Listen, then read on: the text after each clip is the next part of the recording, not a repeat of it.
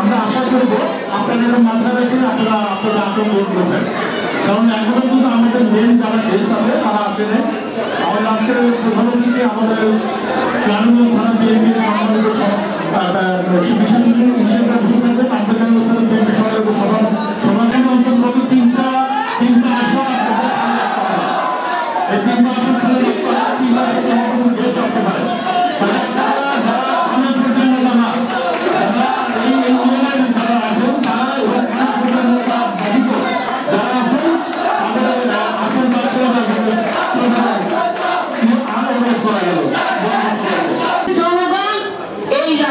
মালিক, এই রাষ্ট্রের মালিক এদেশের জনগণ।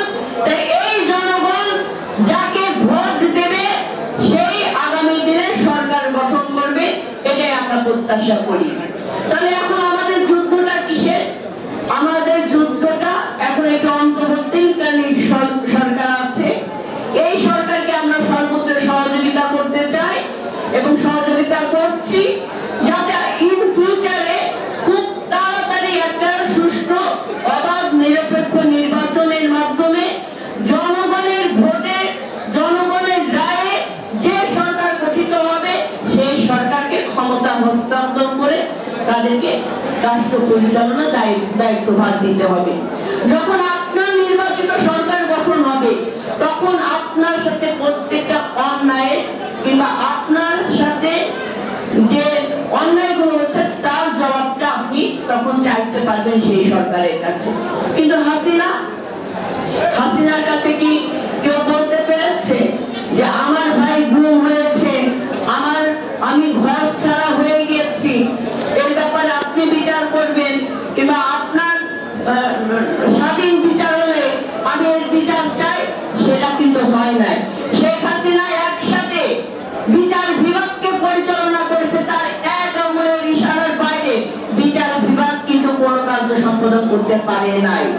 সাবেক প্রধান বিচারপতি এস.কে. সিনহা বাবু, তিনি বাংলাদেশ থেকে পালিয়ে যেতে বাধ্য হয়েছে, তাকে পালিয়ে যেতে না, উনি পালিয়ে যায় না, তাকে জোর করে দেশ ত্যাগ করতে বাধ্য করেছেন শেখ হাসিনা সরকার।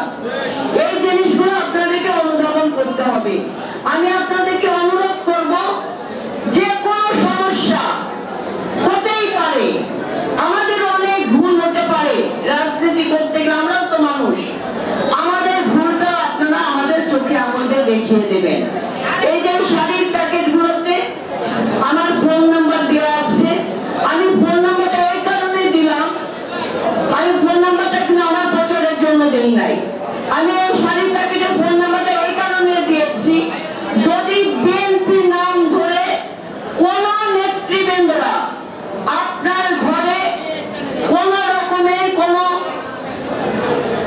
লুটপাট, দুর্নীতি, চাঁদাবাজি করতে যায়, সেক্ষেত্রে আপনারা সরাসরি আমাদের ফোন করে আপনারা আমাকে জানাবেন। কারণ আমি চাই কি, আমরা চাই, আপনার দাদা চাই, ভোটের সময় আপনারা কি করবেন সেটা আপনার ব্যক্তিগত ব্যাপার, এটা আমাদের কোনো বলার কিছু নাই। আমরা আমাদের আপনার দাদা প্রার্থী যখন হবেন আপনাদের কাছে আমরা ভোট চাবো, এটা আমাদের গণতান্ত্রিক অধিকার। আপনি কাকে ভোট দেবেন সেটা আপনার গণতান্ত্রিক অধিকার, কিন্তু আপনাদের সাথে আমাদের সম্পর্কটা হবে আত্মার সাথে আত্মার সম্পর্ক।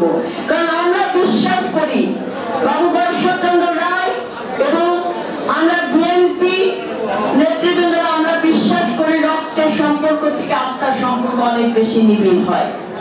এই সম্পর্কটা কখনো একতরফা হয় না, এই সম্পর্কটা কিন্তু দুই তরফা থেকে নির্ধারণ করা হয়। আজকে আমরা আপনার কাছে আসছি আপনাদের কথা শোনার জন্য কিংবা আপনাদের সাথে আত্মার বন্ধন করার জন্য। এখন আজকে আপনার কাছে আসবো, আমরা তো প্রত্যাশা করবো যে কালকে আপনারা আমার ডাকে আমার বাড়ি বাড়িতেও আসবেন, আসবেন না আপনারা?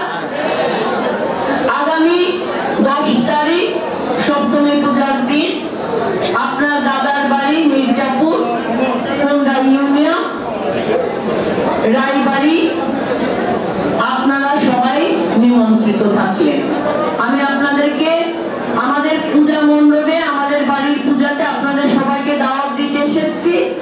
আমি বিশ্বাস করি আপনারা এই দাওয়াতটা গ্রহণ করে আমাদের বাড়িতে আপনাদের পদধূলিটা দেবেন।